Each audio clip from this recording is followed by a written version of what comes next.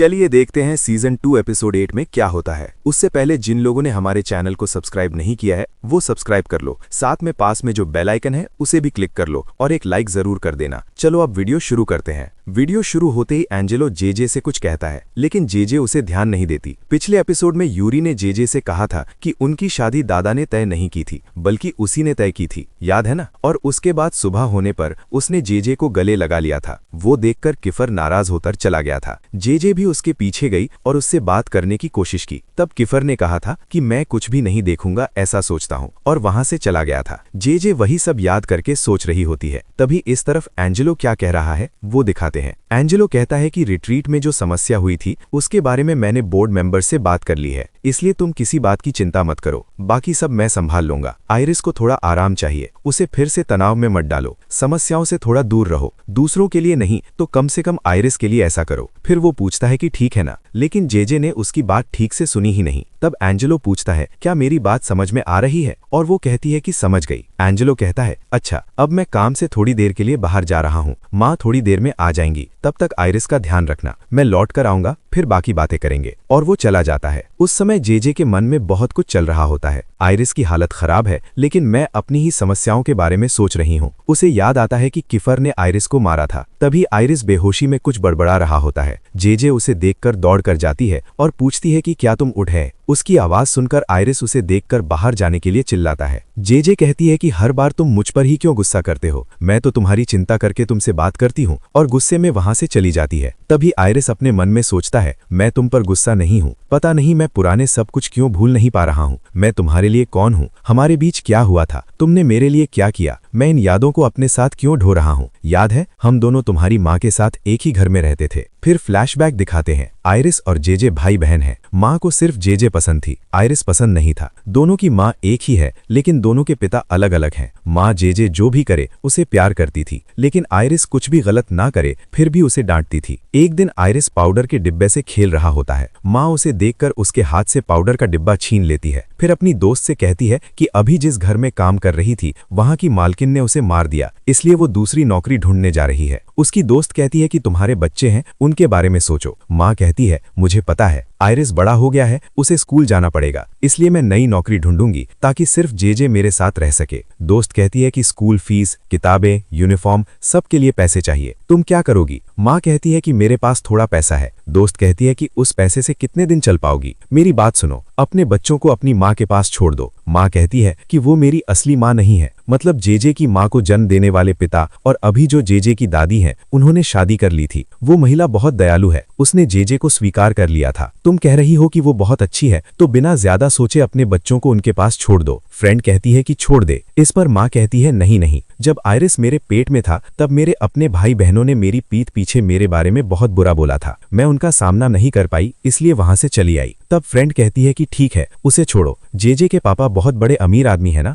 उन्होंने तुम्हारे लिए एक फ्लैट भी खरीद कर दिया है, तो उनसे ही पैसे मांग कर देखो। माँ कहती है कि उससे कोई फायदा नहीं होगा। जब माँ पीछे मुड़कर देखती है तो आइरिस उन दोनों की बातें चुपचाप सुन रहा होता है। तुरंत माँ कहती है कि बड़े लोग जो बातें करते हैं उन्हें बच्चों को नहीं सुनना चाहिए, अंदर जाकर जेजे को देखो। फिर एक दिन जेजे की तबीयत खराब हो जाती है। माँ बेवजह गुस्सा करती है। आइरिस उसे शांत करता है। तब जेजे कहती है कि उसे बहुत भूख लगी है। आइरिस पूछता है कि बिस्किट खरीद दूं। जेजे कहती है कि बिस्किट नहीं चाहिए, उसे पतली दलिया जैसी खिचड़ी चाहिए। इसलिए आइरिस टेबल पर रखे पैसे उठाकर खिचड़ी खरीदने चला जाता है। थोड़ी देर में खिचड़ी लेकर दौड़ता हुआ वापस आता है। तभी माँ भी घर आ जाती है। आइरिस को देखते ही माँ उसे डांटती है कि जेजे का बुखार कम नहीं होता और तू उसे अकेला छोड़कर कहाँ चला गया था। जेजे का बुखार कम नहीं होता, इसलिए उसे अस्पताल में भर्ती कर देते हैं। उसी दिन आइरिस को पहली बार स्कूल जाना था, लेकिन जेजे के अस्पताल में भर्ती होने की वजह से वो स्कूल नहीं जा पाया। जेजे को यूरिनरी इन्फेक्शन हो गया था, इसलिए उसे तेज बुखार आया था। नर्स कहती है कि ये समस्या गंदा टॉयलेट इस्तेमाल करने या सही से पानी न पीने से हुई होगी।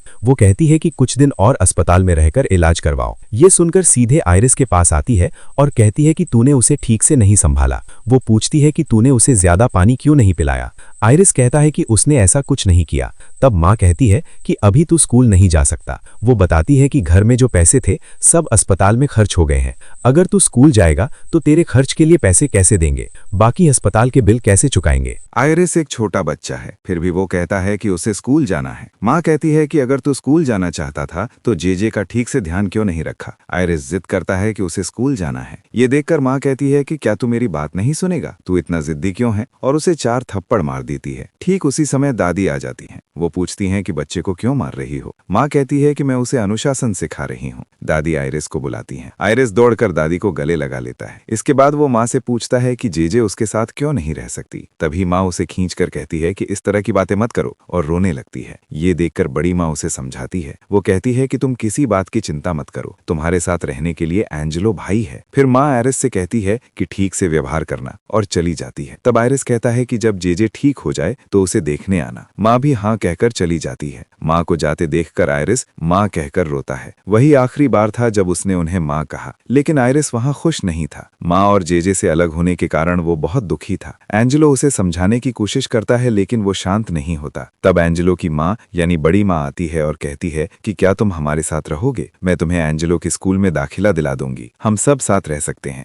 जेजे ठीक होने के बाद वो भी यहाँ आ जाएगी। तब वो कहता है कि माँ उसे लेने जरूर आएगी। जैसे उसने कहा था वैसे ही माँ आ जाती है। माँ बड़ी माँ को एक लिफाफा देती है। माँ को देखकर आयरिस बहुत खुश हो जाता है। वो कहता है, देखा मैंने कहा था ना कि माँ आएगी, और सच में आ गई। फिर वो दौड़कर माँ को गले लगा लेता है। तब माँ कहती है, आयरिस मेरी बात सुनो, तुम यहीं बड़ी माँ के साथ रहो। वे तुम्हें स्कूल भेजेंगी, बहुत खिलौने दिलाएंगी, कपड़े खरीद कर देंगी, अच्छा खाना देंगी। तब वो पूछता है, क्या आप मुझे अपने साथ नहीं ले जाएंगी। माँ कहती है, मुझे जेजे की देखभाल करनी है। वो पूछता है, क्या आपको सिर्फ जेजे ही पसंद है, क्या मुझे पसंद नहीं करते, इसलिए ही आप मुझे यहाँ छोड़ गई। माँ कहती है, ऐसा नहीं है बेटा, तुम अभी बहुत छोटे हो, ये बातें तुम समझ नहीं पाओगे। लेकिन वो कहता है, आपको सिर्फ वही पसंद है, इसलिए आपने मुझे छोड़ दिया। माँ उसे गले लगाने जाती है, लेकिन आयरिस दौड़कर बड़ी माँ को गले लगाकर रोने लगता है। बड़ी माँ उसे समझाकर वहीं रख लेती है। इस तरह कई साल गुजर जाते हैं और आयरिस बड़ा हो जाता है। इस दौरान उसकी माँ दूसरी शादी कर लेती है। माँ और जेजे को दादी के घर के पास ही छोड़ दिया जाता है। आयरिस खुशी खुशी जेजे से मिलने जाता है। जेजे पार्क में खेल रही होती है। आयरिस को देखकर वो उसका नाम लेकर बुलाती है और उसके साथ खेल रहे बच्चों के बारे में पूछती है कि वे कौन हैं। वो कहती है कि वे उसके कजिन हैं। आयरिस को समझ नहीं आता कि उसने ऐसा क्यों कहा, क्योंकि घर में सिर्फ 3 लोग थे, आयरिस, जेजे और उनकी माँ। उसे कभी ये सोच भी नहीं आया था कि वो उसे भूल जाएगी। तब आयरिस देखता है कि जेजे नंगे पांव आ रही है। वो अंग्रेजी में पूछता है कि तुम्हारे जूते कहाँ हैं। वो पूछती है कि क्या तुम अंग्रेजी बोलते हो। तब वो उनकी भाषा में पूछता है कि जूते कहाँ हैं। जेजे कहती है कि उसने उन्हें फेंक दिया। ये सुनकर आयरिस कहता है कि इससे तुम आसानी से बीमार पड़ सकती हो, इस तरह नंगे पांव मत चलो। वो अपने जूते उतार कर उसे देता है। वो पहनने से मना कर देती है। पूछने पर कहती है कि उसके पैर गंदे हैं और जूते भी गंदे हो जाएंगे। वो कहता है, कोई बात नहीं, पहन लो। तब वो जूते पहनती है। फिर वो उसे साइकिल चलाना सिखाता है। वो उसकी गर्दन पर कोई चोट देखता है और पूछता है कि क्या उसका सौतेला पिता उसे मारता है। वो बिना जवाब दिए वहां से भाग जाती है। आयरिस भी पार्क से चला जाता है। पार्क के बाहर एक कार खड़ी होती है। वो कार आयरिस जहां भी जाता है उसका पीछा करती है। कार को देखकर आयरिस दूसरे रास्ते से घर चला जाता है। अगले दिन स्कूल जाते समय भी वही कार आती है। आयरिस कार को देखता है। तभी कार से एक आदमी बाहर आता है और उसे घूरता है। तभी बड़ी माँ आयरिस को फोन करके कहती है, तुम कहाँ हो, जल्दी घर आओ, हमें दादी से मिलने जाना है, तुम्हारी बहन गायब हो गई है। फोन खत्म करके जब आयरिस उस आदमी को देखता है तो वो आदमी चला जाता है। उस दिन पूरा दिन वे जेजे को ढूंढते रहते हैं, लेकिन वो नहीं मिलती। अगले दिन आयरिस उस पार्क में जाता है जहां वो हमेशा खेलती थी, ये देखने के लिए कि जेजे वहां है या नहीं।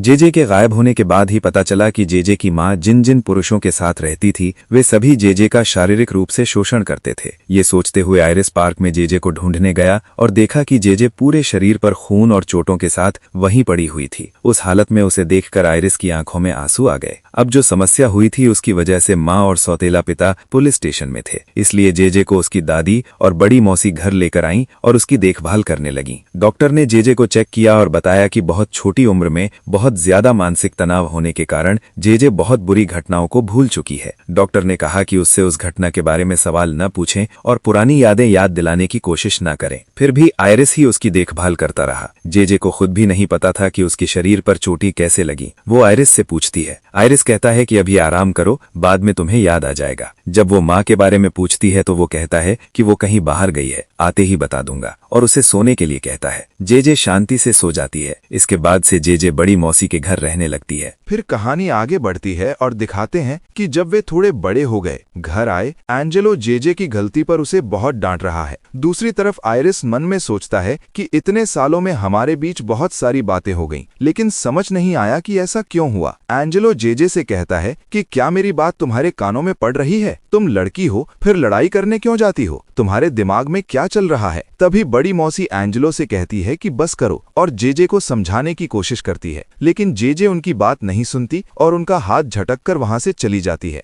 एंजेलो कहता है कि मैंने अभी बात खत्म नहीं की, यहाँ आओ, लेकिन जे उसे अनदेखा कर देती है। एंजेलो गुस्से में उसके पीछे जाता है। ये देखकर आयरिस कहता है कि तुम यहीं रहो, मैं जाता हूँ, और उसके पीछे चला जाता है। बाहर जाकर आयरिस देखता है कि जे गेट के बाहर किसी से बात कर रही है। आवाज सुनकर वो बाहर जाता है और देखता है कि बचपन में जो आदमी आयरिस का पीछा करता था वही जे से बात कर रहा है। ये देखकर आयरिस तुरंत जे को अंदर आने के लिए बुलाता है। जे पीछे मुड़कर आयरिस को देखती है, तभी वो आदमी एक कपड़ा उसके चेहरे पर दबाता है और वो बेहोश हो जाती है। ये देखकर आयरिस जे को बचाने जाता है, लेकिन उस आदमी के साथ आए दूसरे आदमी ने आयरिस को पकड़ लिया। दोनों मिलकर जे और आयरिस को एक कार में डालकर वहां से ले जाते हैं। रात को दोनों को होश आता है। वे दोनों एक अंधेरे कमरे में होते हैं। वही आदमी जो पहले उनका पीछा करता था दोनों के लिए खाना लेकर आता है और देता है। आयरिस पूछता है कि तुम कौन हो? वो आदमी पूछता है कि तुम्हारी माँ ने तुम्हें मेरे बारे में कुछ नहीं बताया। तभी आयरिस को बचपन में उसका पीछा करने वाला आदमी याद आता है। आयरिस सोचता है कि शायद यही उसका पिता है। वो आदमी कहता है कि तुम दोनों खाना खाओ, मैं बाद में आता हूँ, और चला जाता है। आयरिस मन में सोचता है कि मैंने कभी अपने पिता को देखने की इच्छा नहीं की थी, लेकिन ऐसे देखूंगा ये सोचा भी नहीं था। थोड़ी देर बाद वो आदमी फिर आता है। जे अच्छी तरह सो रही होती है। उसे देखते ही आयरिस उसे जगाने की कोशिश करता है। वो आदमी कहता है कि जल्दी चलो, मैं तुम्हें दिखाकर एंजेलो को डराकर पैसे लेने वाला हूँ। लेकिन आयरिस कहता है कि मैं जे के बिना नहीं आऊंगा। ये सुनकर वो आदमी गुस्सा होकर आयरिस को मारने लगता है। तभी जे जाग जाती है और उस आदमी का हाथ पकड़कर काट लेती है। वो आदमी तुरंत जे को मारता है और जे नीचे गिर जाती है। गिरने से जे के सिर में चोट लग जाती है। खून देखकर वो अजीब तरह से रिएक्शन देने लगती है। आयरिस तुरंत जाकर उसे शांत करने की कोशिश करता है। इसी बीच वो आदमी आयरिस को वहां से ले जाने की कोशिश करता है। आयरिस मना करता है और उससे लड़ता रहता है। जागते ही जे एक लकड़ी उठाकर उस आदमी के सिर पर मार देती है। उस आदमी को चक्कर आ जाता है और वो गिर जाता है।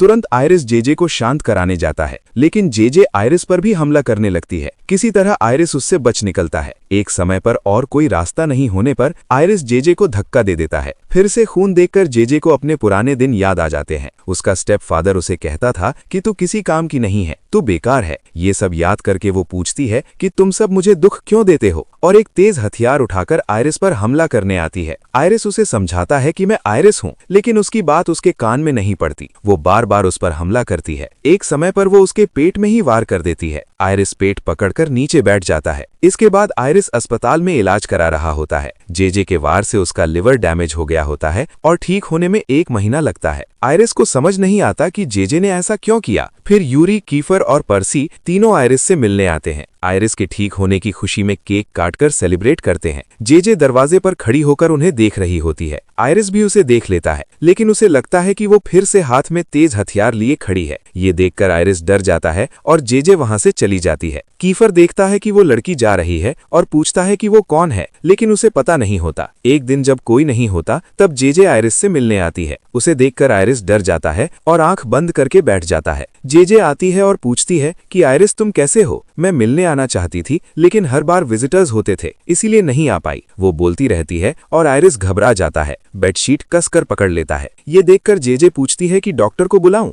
आयरिस मना कर देता है। जे पूछती है कि तुम्हारे पापा को क्या हुआ? मुझे कुछ याद नहीं है। तभी आयरिस को सांस लेने में दिक्कत होती है। जे उसे छूने जाती है, लेकिन आयरिस उसका हाथ झटक देता है और कहता है, प्लीज जे, मेरे पास मत आओ, मुझसे बात मत करो। इसके बाद जे वहां से चली जाती है। इसके बाद से आयरिस जे को पूरी तरह अवॉइड करने लगता है। इसके बाद आयरिस पूरी तरह ठीक होने के लिए एक रात चारों दोस्त कार से ड्राइव पर जाते हैं। आयरिस कार चला रहा होता है। उसके पास पर्सी बैठा होता है। पीछे की सीट पर किफर और यूरी बैठे होते हैं। किफर और यूरी धीरे चलाने को कहते हैं, लेकिन पर्सी तेज चलाने को कहता होता है। किफर कहता है कि आयरिस, अस्पताल से आने के बाद तुम बहुत बदल गए हो। आयरिस कहता है कि ऐसा कुछ नहीं, बस ठीक से सो नहीं पाया। फिर चारों दोस्त बातें करते हुए मजे से जाते हैं। फिर वे अपने फेवरेट स्पॉट पर पहुंचते हैं। वहां पर्सी कहता है कि अगर मुझे कुछ हो जाए तो तुम तीनों मेरे सिबलिंग्स का ख्याल रखना और रिया का भी ध्यान रखना। यूरी मजाक करता है कि तू बच गया था इसलिए तुझे कुछ नहीं होगा। तभी बारिश शुरू हो जाती है और वे घर लौटने निकलते हैं। बारिश इतनी तेज होती है कि रोड दिखाई नहीं देता। तीनों दोस्त कहते हैं कि कहीं रुक जाते हैं, लेकिन आयरिस कार नहीं रोकता क्योंकि उसे कार एंजेलो को लौटानी होती है। उसी समय उसे याद आता है कि जे ने उसके साथ बुरा किया था। अचानक उसे रोड के बीच में जे खड़ी दिखाई देती है और कार का एक्सीडेंट हो जाता है। एक्सीडेंट में पर्सी तीनों दोस्तों को बचा लेता है, लेकिन खुद कार के साथ पहाड़ की चोटी से नदी में गिर जाता है। इसके बाद कुछ दिन वो अस्पताल में इलाज कराता है। फिर घर आता है और आयरिस से मिलने उसकी माँ आती है। आयरिस पूछता है कि आप यहाँ क्या कर रही हैं? माँ कहती है कि कुछ दिन यहाँ रहने आई हूँ। वो अकेली नहीं आई होती, अपने नए बॉयफ्रेंड को भी साथ लाई होती है जिसका नाम एंडी होता है। वो आयरिस और एंडी का परिचय करवाती है। एंडी दोस्ताना हाथ बढ़ाता है, लेकिन आयरिस हाथ नहीं मिलाता और पूछता है क्यों। इस पर माँ नाराज होकर एंटी से पूछती है कि मेरे न रहने पर तुमने मेरे बच्चों को यही सिखाया है। एंटी कहती है कि आयरिस अभी अभी अस्पताल से आया है, उसे परेशान मत करो। आयरिस अपनी माँ से कहता है कि आपसे इस तरह बात मत कीजिए। माँ कहती है, माँ तूने तो दूसरी माँ चुन ली है। अगर मुझे पता होता कि तू ऐसा बोलेगा तो मैं तुझे गोद ही नहीं देती। ये सब देखकर जे हैरान होती है। एंटी जेजे को बुलाती है। माँ पूछती है कि जेजे को ये बात नहीं पता।